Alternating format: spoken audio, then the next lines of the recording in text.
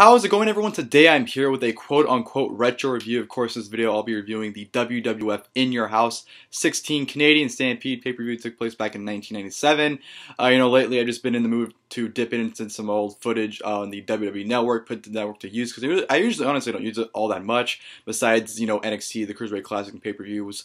So besides that, I usually don't use the network all that often, so I thought, you know what, might as well put my 99 to use. Started watching a bunch of old stuff, and that's what I've been doing lately on the WWE Network. So along with this video, stay tuned to more than likely a lot more retro reviews, I guess you guys can call them, from old pay-per-views and old shows that took place, of course, years and years and years ago. So just a little heads up, if you guys are looking forward to that, I'll be having a lot more old school reviews coming up in the future, so stay tuned to that. But this video, this will be discussing about, like I said, In Your House 16 Canadian Stampede, by far one of the best pay-per-views in history, and arguably the best pay-per-view of the 90s for the WWF. It's just an awesome show from top to bottom. It's a very short show, it's only about an hour and 50 minutes. And it has 4 matches on the main card. There was a match on the free-for-all, but on the network, it doesn't have the free-for-all. It only has the pay-per-view version of it. So 4 matches, hour and 50 minutes, but it goes by extremely quickly. Like I said, this is one of the best pay-per-views of all time, and it's a very fun show overall. So if you guys have not checked it out yet, please go on the network and watch this pay-per-view. It's awesome. Just an incredible pay-per-view start to bottom. The crowd was electric. The atmospheres, everything about the show was purely awesome, and it's definitely one of my favorite shows to go back and watch. So Canadian Stampede, awesome. Let's jump right into it. Of course, the show opened up with Triple H, or Hearst Helmsley, versus Mankind, which was an awesome opener here from both men. It was just a brawl. Both men just fighting and beating the shit out of each other. Of course, it was a rematch from King of the Ring that year. That was the finals, Triple H and Mankind. Of course, Triple H won, which led to this rematch. And this was just a brawl. Both guys were just tearing each other apart. Mankind got the upper hand pretty early in the match. Hit a suplex onto the ramp onto Triple H. Threw him back in the ring and, just worked on Triple H and was really getting onto it. Triple H tried to do a sunset flip, which, Mankind countered into the mandible claw, which I thought was an awesome counter. So Mankind was very much dominating this match from early get-go. The match turned around when Chyna gave Mankind a hip toss onto the steel steps, which then he would injure his left leg, and then Triple H, of course, would target the left leg and work on that throughout the duration of the match. Some great tactics from Triple H and Chyna, cheating around the referee's back, when Triple H had the figure 4 in, and he'd grab the ropes for leverage and pull down to tighten the grip. Just an all-out fight between these two guys. Chyna played a great role as well. Triple H would strike the referee, and Chyna would just do little things like a vicious clothesline to Mankind on the outside, which nearly tore his head off, and just little things like that. And it was just a great brawl to open up the show. The match ended up into a double countout. Triple H used a steel chair behind the referee's back, and then, of course, Mankind and Triple H just kind of brawled on the outside, and of course the referee counted 10, and that was it. And that was the match. The match did end up in a countout. However, this match was just awesome. I think people even call this one of the best openers of all time. It's that good of a match. It's definitely a great way to kick off the show, and a great way to get the crowd hyped up as well. So great match, and a double count, like I said. I really enjoyed that. From there on, we had some backstage stuff. Of course, had a video package highlighting the events happening in Canada that weekend. Of course, because of the Hart family's big homecoming, they had a whole weekend of events. Bret Hart had a signing that a mile-long line. So just a video package highlighting the events, and of course, Michael Hayes, I believe, tried to get an interview in with, or Doc Hendricks, or whatever you want to call him, tried to get an interview in with Bret Hart, but Stone Cold Steve Austin tried to attack Bret Hart backstage during the interview, so that was a nice segment to set up the main event, or to get into the main event a little bit more. And then from there on, we go to the great Sasuke taking on Taka Michinoku. But before the match started, Triple H and Mankind were brawling back into the crowd, which is just awesome to me that they still shot the angle of them brawling through the crowd before the match started. So that was a really nice touch going from that match to this one. But yeah, the great Sasuke versus Taka Michinoku. Of course, the story behind this was these guys debuting the WWF. The story was these guys were supposed to pretty much lead the light heavyweight division, which was supposed to counter WCW's cruiserweight division, which, didn't really work out as planned. But these two making their debut, the crowd didn't really know them all that well, but these two went out and had an awesome 10-minute match.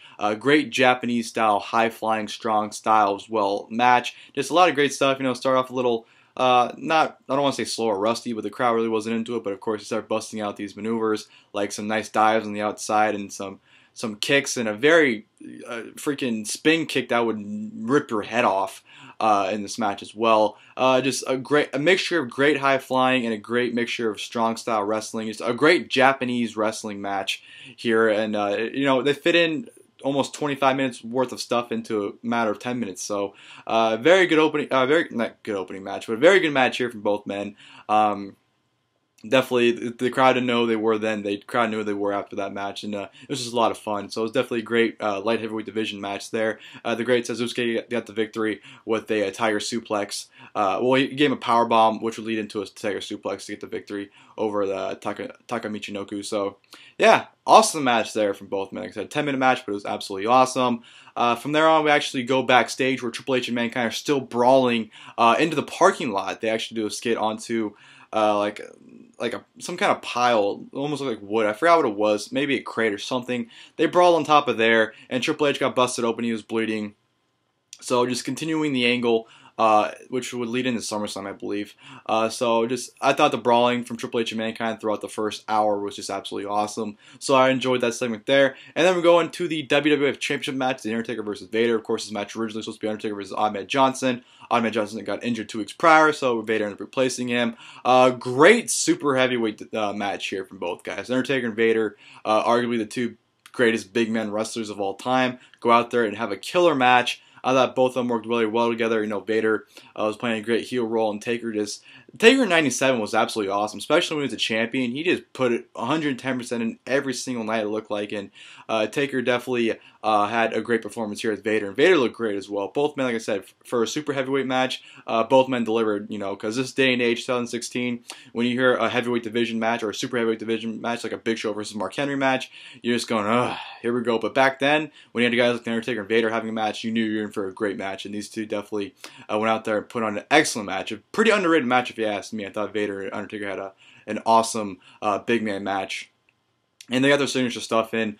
Great ending with Vader going for the Vader bomb and Taker just sitting up and catching him into a chokeslam and chokeslamming him off the second rope. Gave him another chokeslam after that. Vader still kicks out, and Undertaker needs to do the deed.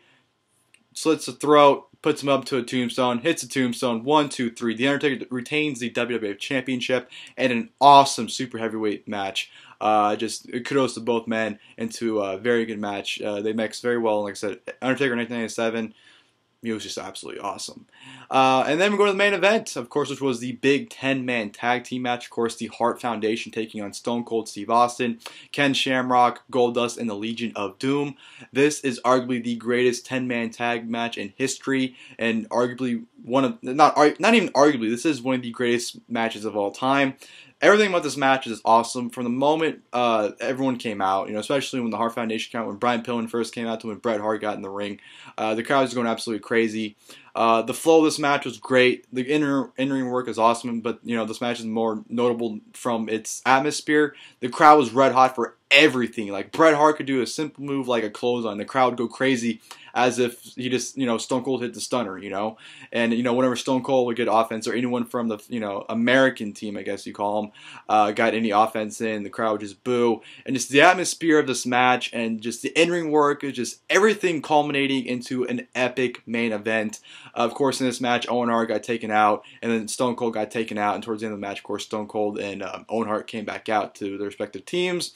You know, Austin was just an amazing heel in this match. You know, he did the thing where he messed around with Bruce Hart at ringside, got in his face a little bit, which actually would ultimately cost him, because at the end of the match, Stone Cold got in his face again. He actually threw him over the guardrail, started brawling with him, went back in the ring for Owen Hart to roll him up in a pinfall for the 1, 2, 3. So the Hart Foundation gets the victory. And of course, after the match, as they're celebrating, Austin, you know, attacks with a chair, I believe, or was the next night on Raw he did that. I think he just tried to attack them, because I've been watching the Raws after as well, so I might get some things confused. Austin tries to attack him, gets taken down. Bret's beating the shit out of him, I think legitimately, because if you watch Bret's punches, it looks like he's really laying them in. And then Austin ends up getting put in handcuffs and getting taken away. And Austin, being the great heel that he is, as he's being carried out, as he has his hands behind his back, he's flipping them off in the ring as he's being escorted out by police. So Austin great heel work from him, but just, you know, little things like that make him an excellent heel. But yeah, just everything about that main event, it's just the in-ring work was great. You had a great mixture of everyone in the match, you know, getting some nice frequent tags. The in-ring work was excellent, followed by the amazing atmosphere this match definitely made it. Of course, a great moment at the Hart Foundation after the match, about a 7-minute celebration with, you know, everyone in the Hart family coming in the ring as well, celebrating with them. And of course, the whole aftermath with Stone Cold Steve Austin, which just made it into an epic main event and an amazing show overall. Like I said in the beginning of the video, this is one of the best pay-per-views of all time. Arguably the best pay-per-view of the 1990s.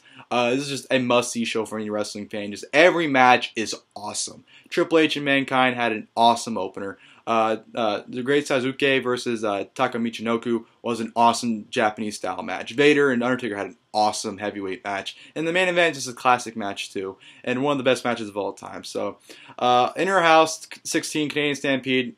2 thumbs up. If you guys haven't, please check that show on the network. If you have the network, definitely is worth the watch. And SummerSlam 1997 will be coming up as well, probably within the next week or maybe a couple days. So I'll have a review of SummerSlam 1997, which was the next pay-per-view after this as well. So and SummerSlam's around the corner, right around the corner. So that's why I want to mix it, get this that show out of the way as well, to get out in time for SummerSlam this year. So, yeah, I hope you guys enjoyed the video. If you guys did, please leave a like if you guys enjoyed the video. If you guys have seen the show already, please in the comments leave your guys' thoughts on this show. If you watched the video in full, if you guys want to give your thoughts on the video, what you guys like about the video, like the review in general, please in the comments freely leave your guys' thoughts on the video. And as always, see you guys in the next video. Thank you guys for watching the video.